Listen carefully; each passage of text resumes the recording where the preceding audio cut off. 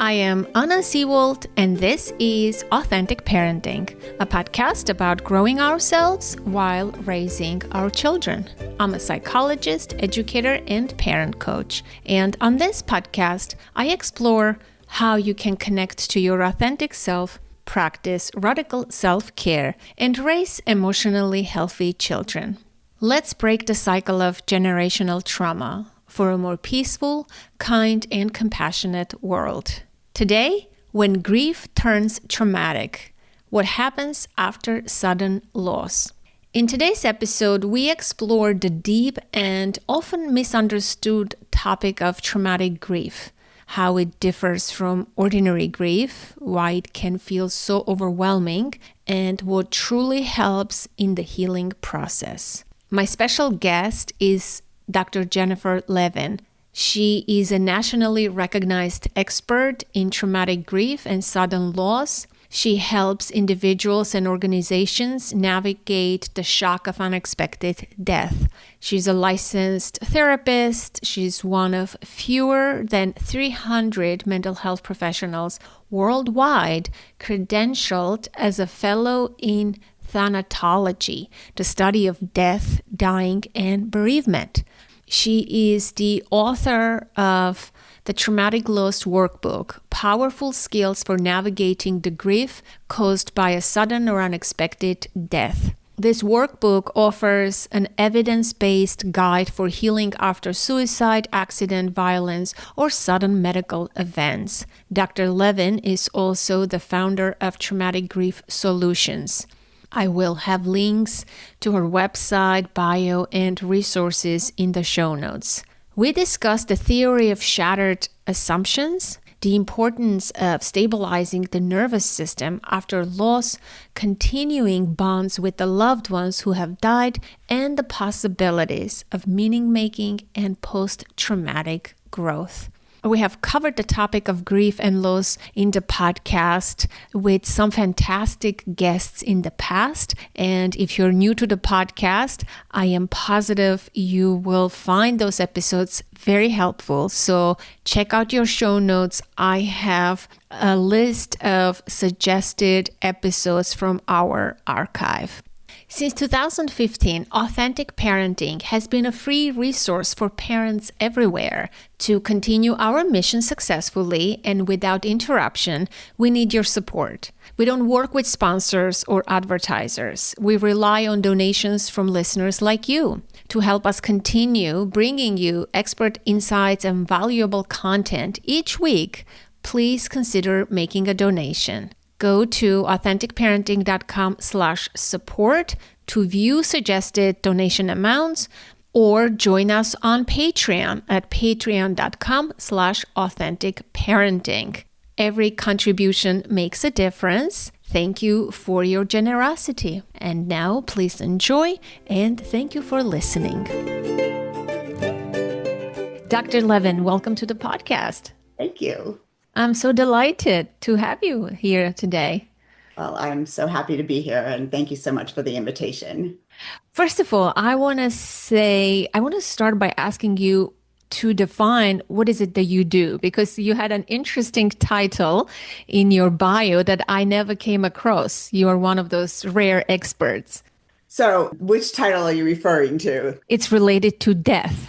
Okay, thanatology, I'm assuming. Yes. So I wear a lot of different hats. So I am a therapist and I specialize in sudden and unexpected death, but I'm a thanatologist, which is what you're referring to. And I'm a fellow in thanatology, which is a designation given by the Association by Death Education and Counseling. And I, in addition to my private practice, I also have a business called Traumatic Grief Solutions.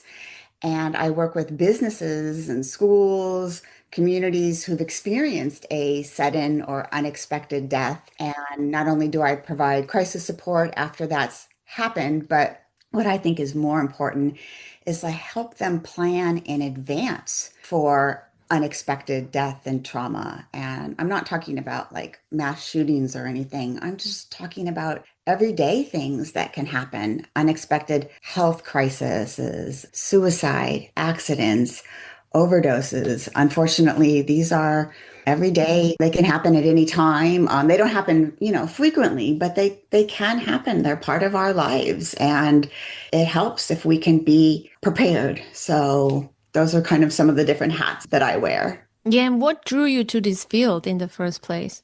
That's such an interesting question that I get asked quite often. I'm fortunate that I did not early on experience a sudden or unexpected death in my life. I have since then several times.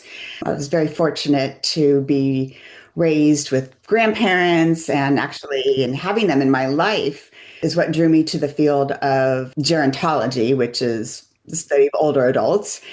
And my great grandmother was in my life and was so active and vibrant. And so when I was applying to college, I thought, "Oh, I should volunteer at a nursing home." So I had something put on my application. And so I went into this nursing home, and here were all these older adults that were just kind of lifeless. And I just really wanted to understand how come I have these grandparents who are so alive and vibrant and these older adults who seem to be kind of cast away. And so the first part of my career was really in gerontology, and I started off in research and looking at cancer and communication about end of life care and death and dying for individuals living with cancer. And then I kind of decided that I was too much of a people person to have a career in research. So I went back to school and decided to become a therapist. And after that, I kind of wanted to do grief because cancer, my research was in death and dying. But so I wanted to do grief, but a group of younger people found me, and their spouses and their loved ones had died at a young age.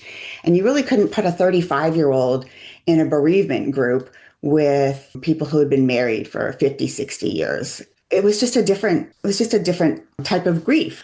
And so, and when a 35-year-old experiences the death of their spouse, it's usually from a car accident or something that's a bit more traumatic in nature. And so I started developing services that were specific for individuals who had a loved one die in a traumatic nature. And then all of a sudden, people just started to find me who needed these types of services. And that's when my specialty kind of was born. Yeah. And where are you located physically?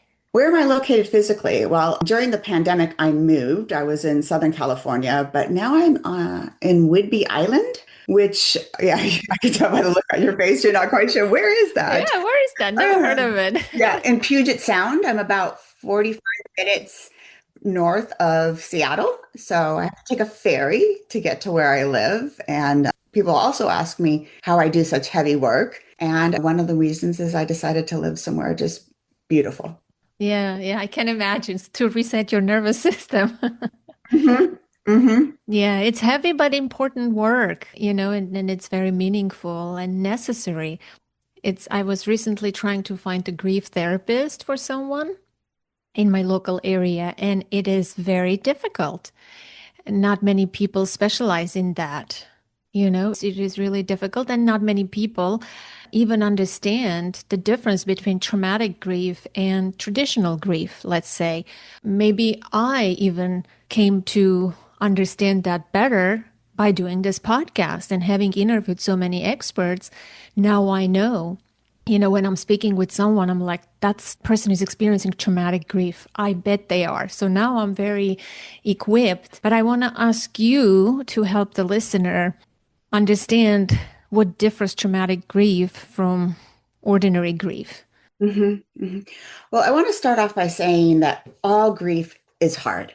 It doesn't matter what type of a loss that you've experienced, whether it's a grandparent that you've loved or the death of a child. And sometimes anybody can define their grief as a traumatic experience. And so it's really how you define your grief as how you kind of categorize it. But there are some characteristics that, and I like to use the word sudden and unexpected, but there are some things that are unique to grief that can end up being traumatic. And one of them, go through them, is that it is sudden and unexpected, and you didn't have a chance to say goodbye. And oftentimes, the last conversation can be transactional. Hey, can you pick up something at the market today? Or it can be an argument. And if that last transaction didn't go very well, that can make the grieving process very difficult. Or the relationship could have been in a really bad state. And that can also make the grieving process very complicated. Also, depending on the nature, and again, every experience when it comes to grief is so unique. It's like a snowflake. There's not one grieving experience that is alike, but fortunately, there are some patterns that allow us to be able to study and to get to understand. So the second thing is that it's often out of the natural life cycle. And so when you have somebody who dies at 5 years old, 6 months, 30, 40, just drops dead unexpectedly, and it's out of that natural life cycle. When a parent buries a child, that can be very, very difficult or traumatic. As a matter of fact, it's the death of a spouse and the death of a child that are two of the most difficult. Again, all deaths are difficult, but so, so difficult when it's out of the natural life cycle. Another thing that can make it so difficult or traumatic is if it could have been prevented. And that's so difficult because a lot of times you'll get this, if only I should have, could have, or would have, especially something like a suicide or if an accident where an individual will start to ruminate. And I'll go over some of the trauma symptoms in a minute. But when you know that something could have been done different, then you get a trauma, you can have symptoms of a trauma response that can occur. So another thing that can make a death traumatic is that if you know that your loved one suffered or it was a painful type of a death, that can be traumatic.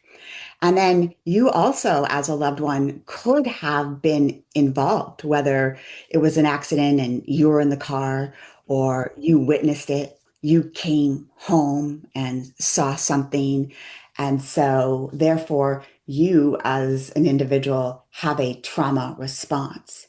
And if I can, a trauma response is really something that happens when the situation overwhelms the coping mechanisms that you have.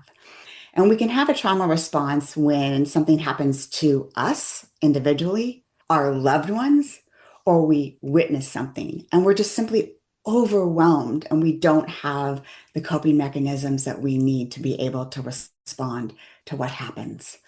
And so those are some of the things that can make the death what we call, have then a traumatic response to our loved ones dying. Mm. What can you say about the duration of the grieving process then?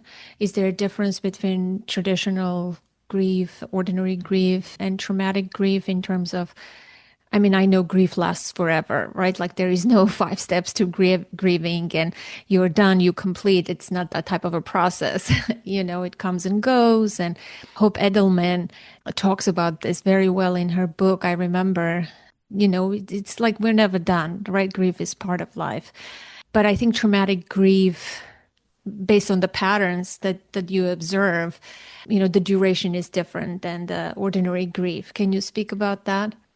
Well, I'm so glad that you brought that up. It is a never-ending process, no matter what type of grief that we have. And I will say, when you have a traumatic loss, it's definitely more complicated and more complex. And whether it be the relationship that you had with the individual that you loved or continue to love, or the circumstances, it's more complicated. And so it does take a lot longer, especially if there are trauma symptoms. And I do want to make sure we touch on that the trauma symptoms need to be stabilized. But that is one of the, let me actually say something about that first, is that the first thing that has to be done is stabilize the trauma symptoms before we can even really address the grief.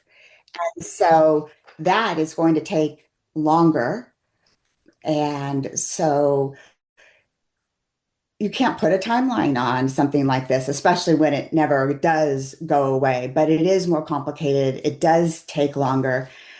In my book, I talk about the concept of you're constantly moving towards healing. You never heal.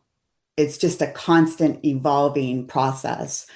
Dr. Lois Tompkin, I don't know if you're familiar with her model. It's called Growing Around Grief. I love this model. It's also referred to as the fried egg theory because she conceptualizes grief and as almost like a fried egg. And so grief is actually the yolk and it never changes size.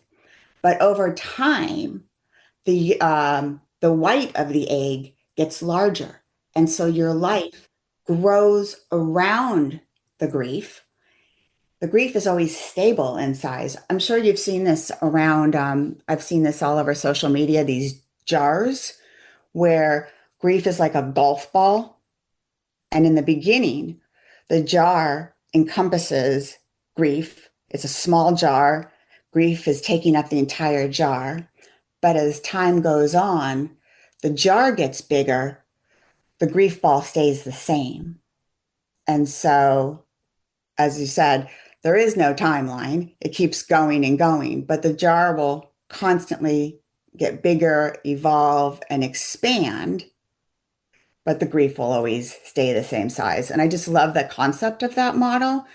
There'll be days where, remember the game Shoots and Ladders, where you can land on a square and you'll drop right back down into that yolk, that ball, and you'll feel that grief in that intensity, like it was just yesterday.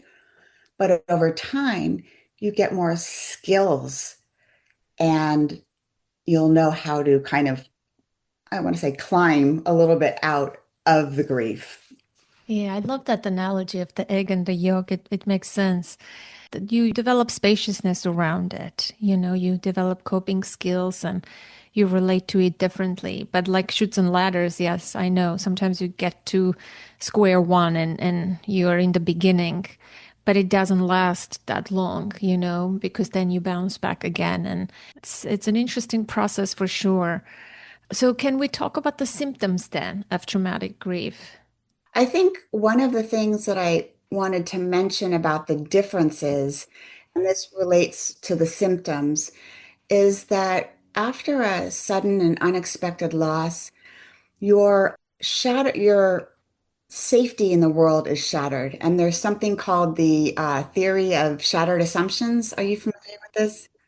Yes, and it's really important to mention this. Dr. Ronnie Janice Bullman wrote this book, Shattered Assumptions. It was, I believe, in 1985. And we all have these assumptions. Actually, I like to say most of us, because when I've talked about this, I've had people come up to me and say, not everybody has these types of assumptions. And I think it's really noteworthy to remind us that, individuals who've lived in war-torn countries or who have lived in poverty and unsafe environments don't build assumptions like this, but we have this internal world that we build in our mind of how the world should work, that we are safe, the world is predictable, people are good, and there's order. And within that world, it allows us to get up and go to work, take our kids to school, and we're not even really aware that we have these assumptions going on in our head. It's really our framework of how we view the world. And once you have this or you experience a sudden and unexpected loss, it's like the rug is pulled out underneath you, and all of a sudden, nothing makes sense anymore. I've worked with individuals who are afraid to leave the house or don't want to drive anymore, don't want to take their kids to school, don't want to go to work, because all of a sudden, if the unthinkable can happen at this moment, it could happen at any moment. And so that I think is important to acknowledge because that will explain some of the symptoms. So, again, not everybody who experiences a sudden or unexpected loss or a traumatic death of a loved one is going to have a trauma response. And it's really important to acknowledge that. And whether or not you experience symptoms of trauma has absolutely nothing to do with how much you loved your person. Not at all. Some people do. You have your house burns down and your neighbor's house burns down. You may experience PTSD. Your neighbor may not. It depends on your background, your trauma history, your social support, your belief system, all of that. There's so many different things that can influence whether or not you experience a trauma response. But after a sudden or unexpected death, some of the trauma symptoms you might experience are hypervigilance, and that is, always being on constant alert or waiting for the other shoe to drop. You might experience, irritability, inability to sleep, flashbacks, nightmares, ruminations, constantly thinking about what happened, replaying it over and over and over in your mind. There's just a myriad of things. On the other hand, intense mood swings, the inability to regulate your moods or your emotions. Those are some of the biggest ones. Anxiety, so a whole host of things. And it's so important in the beginning that we reestablish that sense of safety, comfort, control, because it feels like, your world has been shattered. You shared with me before we started our interview today some of your experience, and I know that you were a child when you lost your mom. What resonates with you of these things that I'm sharing? All of it. I mean, I've experienced, traumatic grief and traditional grief many times. Well, not traumatic grief many times, but ordinary grief many times. So I know the difference. When I lost my dad, I knew immediately it wasn't traumatic. It was definitely devastating and heartbreaking. And, I had anxiety and things of this nature, but I know it was a different flavor and it was different in nature. I've been always interested, what are those factors? And I know there isn't one factor, right? What makes one person to react in a traumatic way and like you said, it could be your neighbor's house on fire and you develop PTSD and your neighbor doesn't.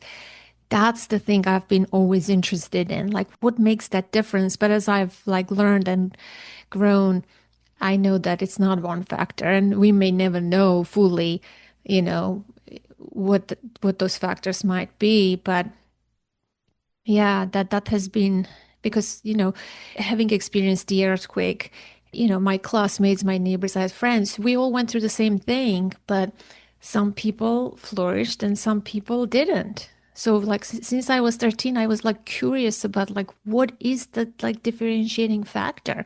Even adults in my life, neighbors and people like I've observed, I'm like some people were able to get up and move on and flourish, and some people were not. They were stuck. They developed all sorts of mental health issues.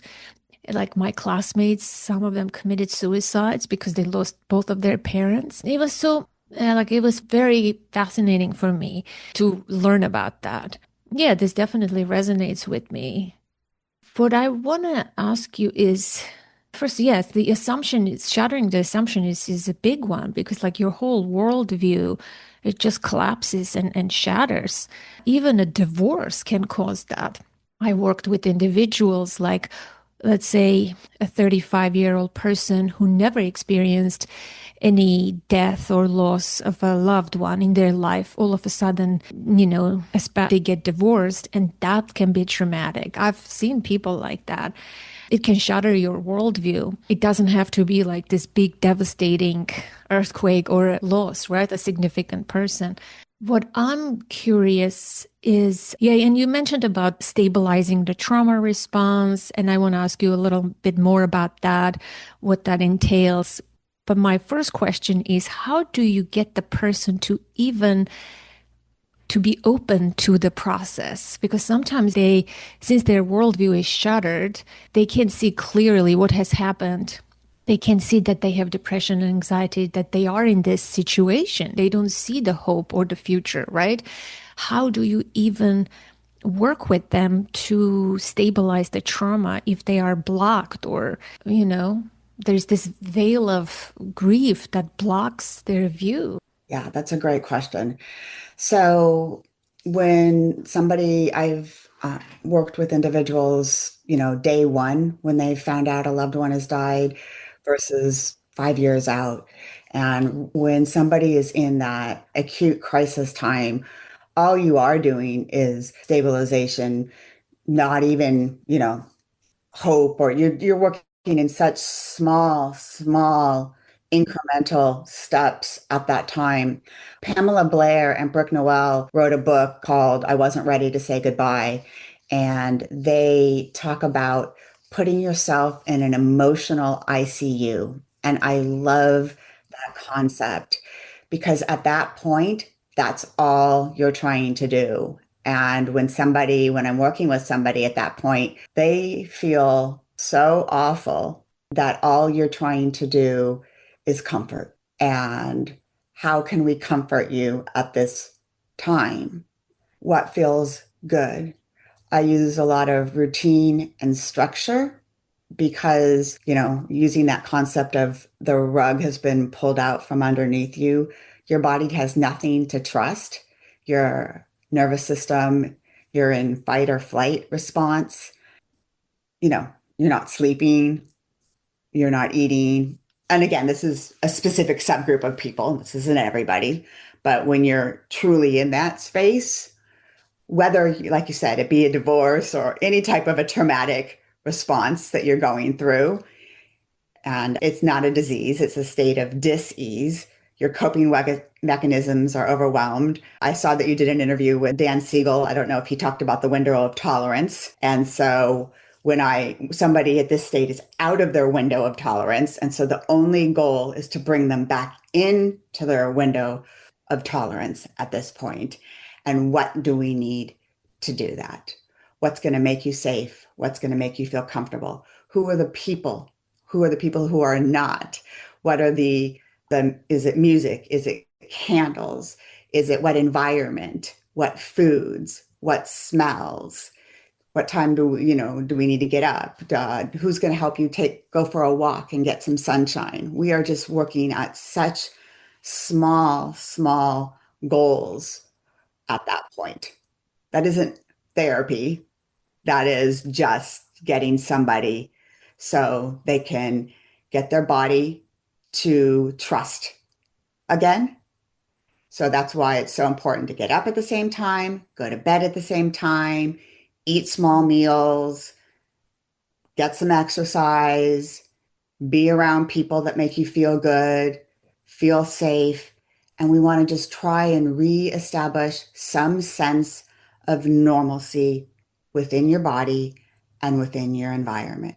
We want to rebuild your social support system and focus on those types of things to just try and stabilize. And that's whether that takes 2 weeks, 3 months, doesn't matter.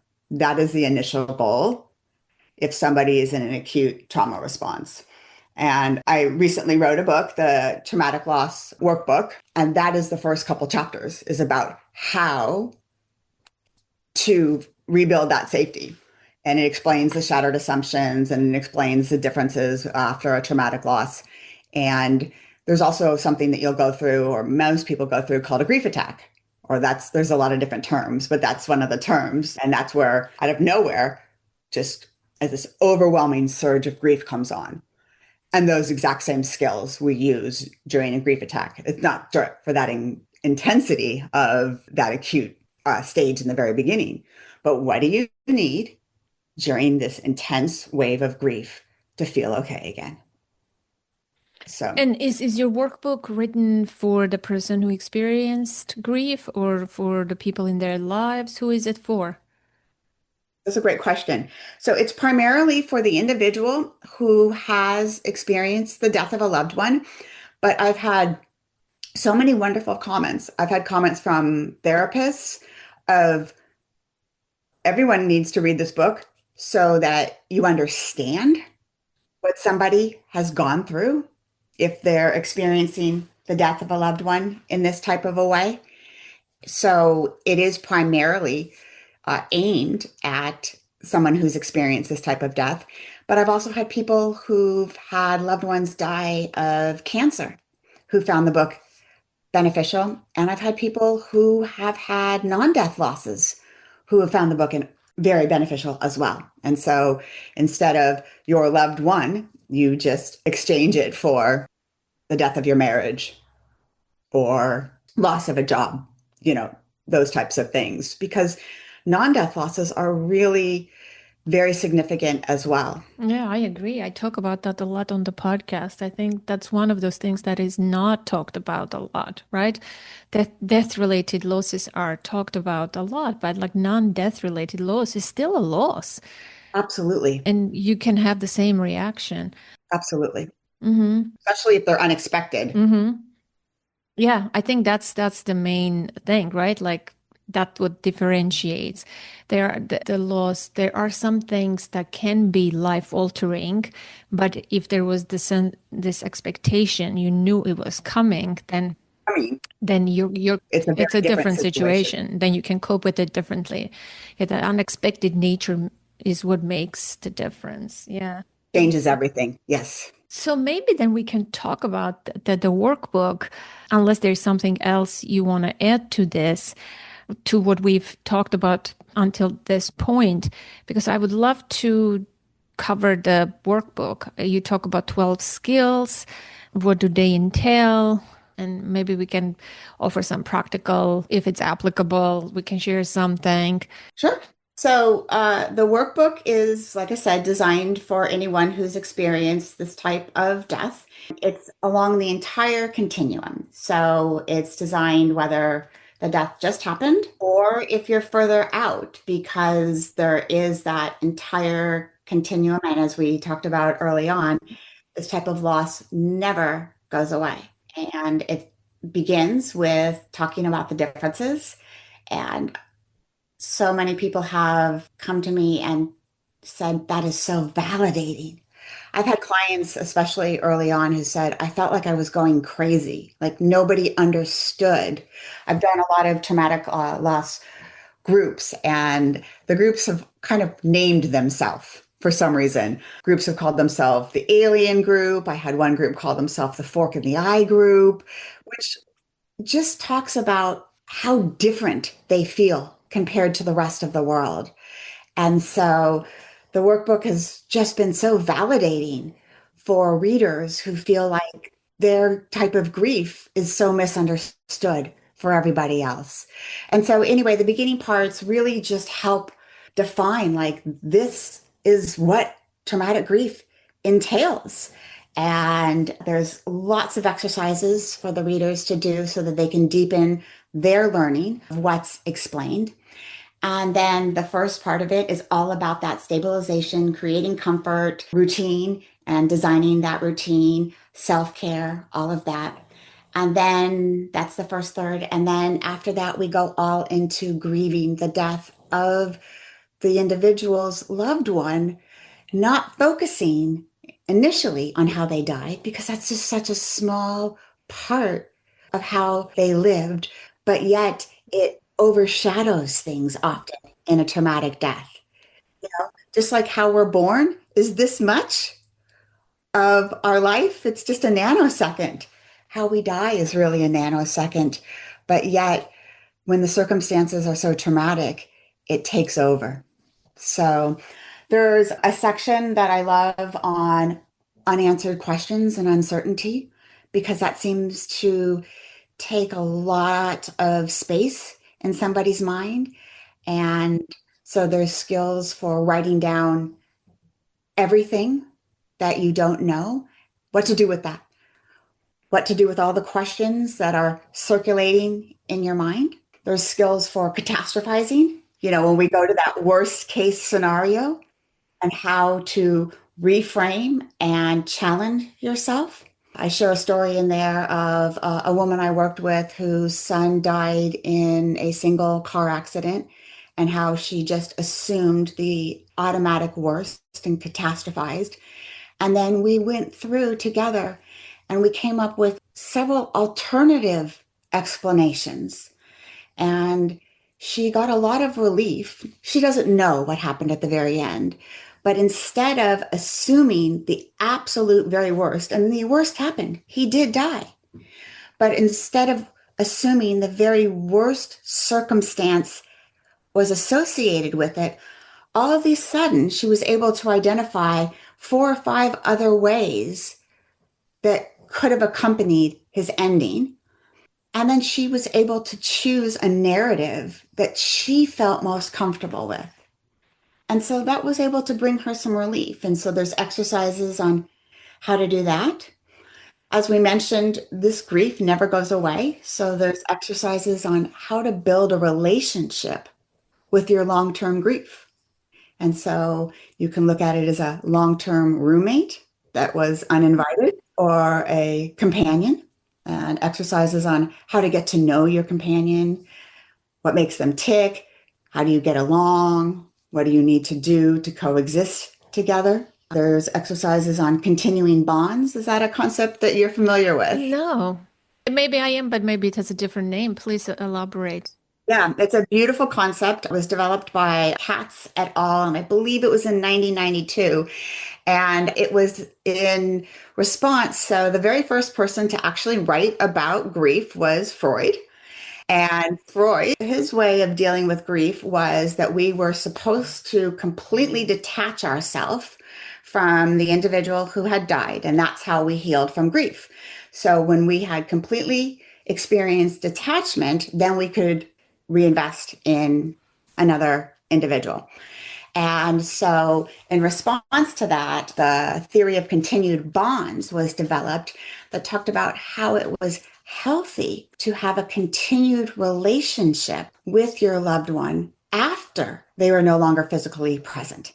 And so that was by Richard Katz. And so there's a whole section on how to develop a continued bond with your loved one.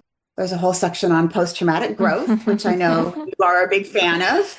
And that was by Richard Tedeschi and Calhoun, the first name of the other psychologist out of North Carolina, and their concept and the 5 domains in which continued bonds. And that also, we talk about the Lois Tompkin model of growing around grief. So that is in there. And there is, the whole thing kind of moves towards creating a life of meaning. You can still have a meaningful life after the death of your loved one, and just redefining what meaning means now. What does joy, what does happiness, what does Mm. contentment mean for you after your loved one's death? And so it's not a book that you go through quickly. It's not a easy read. There's a lot of exercises and self-exploration, but it's meant to go, uses skills from cognitive behavioral therapy, uses theories from thanatology, pieces from field of traumatology, so psychology. So it integrates a lot of different fields together. Mm. It sounds fantastic. I'm interested in the continued bonds. I was taking a Zen Buddhism class, and what I learned in that class was that the Japanese people who practice Zen Buddhism maintain a relationship. They honor the dead people for 36 years, and then they can sort of let it go. They create altars in their home. They provide like food. They have this continued relationship, and it was like striking.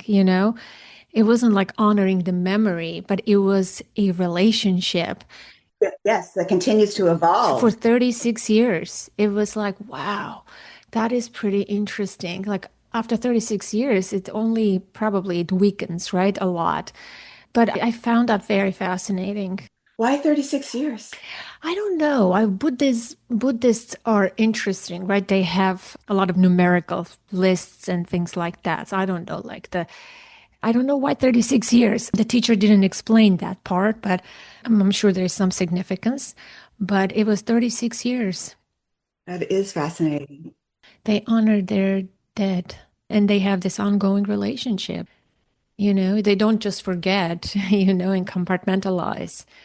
But I think that's such a wonderful practice, and I've heard some people do have practices like they put their loved one's picture in their kitchen or bring into their life, celebrate their birthday, they make or bake their favorite food and their favorite cake. I think these are all wonderful traditions people can create for themselves just to continue that relationship even after they're gone physically. They're always with us in our minds, in our bodies, right in our hearts, rather. I find that interesting. And the human voice, my neighbor passed away last year. She was 93 and she was a lovely friend. And just the other day, I was going through my messages and I found a voicemail from her. It's just like when you listen to the person's voice, it feels like that they are alive right there. And I took the voicemail. I didn't delete it. I took it to the husband is still alive. He's 97. I said, you know what I found? And I played the message. Oh, what a Mm, gift. Yeah. Yeah. yeah. So, what if there is resistance from the person who is the one who is grieving? And can you talk about the difficulty for the family members? Because, they see their loved one in this state. Clearly, they're not therapists. They can't reach the person who is struggling. What's necessary in those times? What's important for the family members to know how to support the person? So resistance in terms of getting help Yes, or grief. resistance. Yes. Yeah. Hmm. So grief is in the family is I could talk on that for a very long time. It changes family dynamics incredibly. And whenever I talk with a family, I say that not everybody's grief gets along in the family. And individuals will often grieve in very, very different ways. And it can be so hard to watch one member of the family grieve in a way that you either don't think is healthy or you think that they're struggling and they're not doing well and they don't want to do it. Or I see this a lot of times in couples where there's been the loss of a child and not to be stereotypical, but maybe the male doesn't want to talk about it and the female wants to go all in. You know, we grieve the way we live. So if you're somebody who likes or is commonly talks and shares and reads and explores in your everyday life, that's most likely how you're going to grieve. And if you're somebody who internalizes and doesn't talk, that's most likely the way you're going to grieve as well. You can't force this upon somebody. I've had people who will say, my dad died, I didn't do anything, I didn't handle it well, and now after mom's death, I want to do it differently. All you can do is provide suggestions, resources, books, ideas, and if the person wants to do it, they will. If they aren't interested, they're not going to. But the more you force or bring it up, the more conflict it's going to cause. There are so many different ways that you can support somebody in grieving. And I would say try different ways, such as, hey, I found this book, or just leave a book for them. Here's a couple therapists. Here's a couple websites. Here's a couple podcasts. There's a lot of different ways that hopefully here's a support group. And when the time is right, I think the time to get concerned is when you see somebody engaging in unhealthy behaviors to numb out, drinking, gambling, any type of addictive to, Escapism type of destructive self-harm, suicidal thoughts and yeah. ideation. Yeah. But other than that, I mean, just like you said, with, what you experienced, after. your childhood trauma. Sometimes, I have seen people with post-traumatic growth grow from this. I mean, obviously, they'd want their loved one back in a heartbeat rather than experience post-traumatic growth, but they have taken this traumatic event and allowed it to change their life for the positive. I've seen people rebuild their life and have a meaningful life going forward, but yet carrying their loss with them. And I've seen people hold their tent because the loss is just too painful. I know the meaning part. David Kessler wrote a book, right? The Six Stage of Grief about meaning. I'm a huge fan of his work and all, but I think meaning just, I think you arrive at it. I feel like you can't say, when you're grieving, you can't just say, I'm going to go and create meaning out of this when you're not ready, Right. right? It sort of finds you, you enter into it.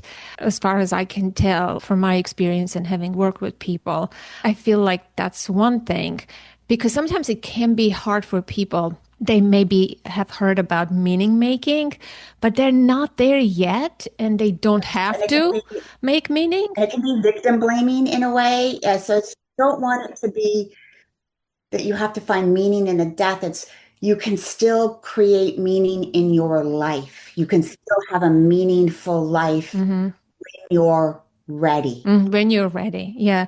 And something about the post-traumatic growth. I know I said that I've experienced that. I'm not a big fan of that terminology either. Uh, I don't feel like people choose to grow and the other people, it's not about the choice. It's not about the choice, but what I've been interested in my whole life, and I may never learn this, like what's that factor that makes some people go this path and some people oh yeah. end up being on this path. It's not like I chose to grow and I chose to have meaning. Like I didn't have a say in this.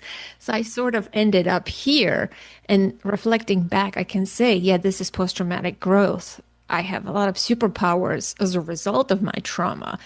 But it's like I didn't coach myself or it was not the mindset thing, you know? That's why I really love Lois Tompkins' model The egg, the yolk. A because it's like, in the beginning, I use a lot of what I call pleasant event scheduling, like every day, Mm, put something on your calendar to look forward to. A TV show, a meal, a call with a friend. And then people will say, I don't have anything to look forward to. And I'm like, okay, then we're going to start with a distraction. mm. What's something that will distract you? So we start with distractions, then slowly we transition to something you're going to look forward to. And so her model is grow your life around your grief. And I think that is achievable Mm-hmm. for everybody. Yes. And it's saying that hole is always going to be there, but you can grow big around your grief. And I think that is achievable for everyone. And so I think that's beautiful. So let me ask you one last question. A few years ago, I believe it was like post-COVID, there was a conversation and an article in the New York Times. Was it about traumatic grief that they wanted to put in or extended grief, it was called, into the DSM for Yep.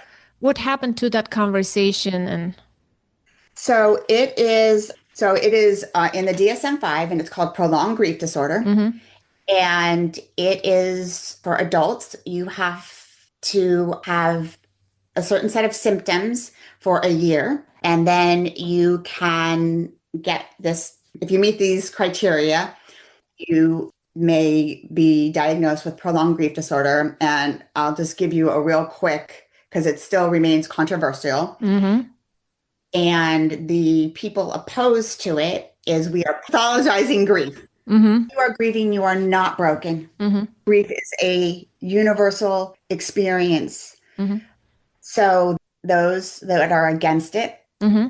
however, what it is doing is that it's providing medical benefits, coverage, insurance, Ah, I see. that criteria. I see. I see.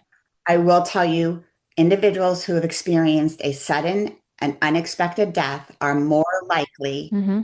to get prolonged grief disorder after the death, like of a suicide or of a child or a complicated relationship.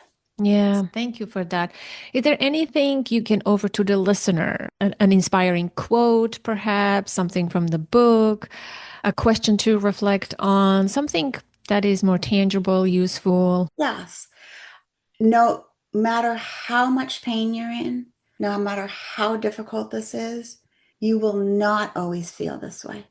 And it really, truly is possible to rebuild your life, to live a life with comfort and peace and meaning, and to bring forth the essence of your loved one into your life as you move forward, no matter how difficult it may seem. So, can I share my course? Yeah, go ahead. And so I wanted to know before you share the course, do you work remotely with people? Is there a way to work with you if someone is listening? And do you offer groups, individual? Please tell us about that. So, the Traumatic Loss Workbook, Powerful Skills for Navigating Grief Caused by a Sudden or Unexpected Death, is now available. You can get it on Amazon, Goodreads, at your bookstore. And in September, I'm launching an online course, video course, that's narrated by me. And the book, we were limited, the publisher, by pages, things like that. So it goes into more depth. And what I get to do in the videos is visualizations to demonstrate the exercises. There's a lot of skills in there about how to regulate your nervous system. So now I get to demonstrate them. And in the video course, there's clips from other individuals living with traumatic grief. There's also health professionals. There's other brand new exercises. And then once a month, we have an online community where we meet live. And so it's just a great opportunity to go even deeper with more work. But you need the workbook to take the course. So it's an expanded version of that. You can join the class at any time. So it's constantly going on. You get to do it at your own pace. And so we'd love to have you. And I'm not working anymore I have a full practice. You're welcome to contact me and get on my waiting list. But one way to get in right now is to join the course. And so you can find information about the book and the course on my website, which is www.therapyheals.com. Okay, well, thank you so much. That sounds fantastic. And I'm assuming the course, when you purchase the book, the workbook, the course information is there that you can be directed to the course? Yes, if you go to the website, there's a section on the book and there's a section on the course. Mm-hmm, mm-hmm. Well, is there anything else that we didn't talk about or something I forgot to ask that you would like to say, parting words? No, just know you're not alone in this. The grief is so isolating. Yeah. And I think that just knowing you are not alone. And I think that's one of also the great things about joining the course is that you get to interact with other people who are in this with you. Yeah. Thank you so much. I appreciate it so much. Thank you. That concludes today's conversation, my dear listener, and I hope you found this episode helpful and inspiring. Be sure to hit that follow button so you don't miss future episodes, and take a moment to leave a rating and review. It really helps others find the show. I would love to hear your thoughts and takeaways. Join the conversation in the Authentic Parenting Facebook group or visit the contact page at authenticparenting.com/contact to get in touch. Authentic Parenting is an ad-free show, and your donations is what makes this podcast possible. Support the show by visiting authenticparenting.com/support or becoming a patron at patreon.com. Your contributions make it possible for me to continue bringing you weekly episodes. And as always, connect to the present moment, to yourself and your children. Until next week, I am Anna Seewald. Thank you so much for listening.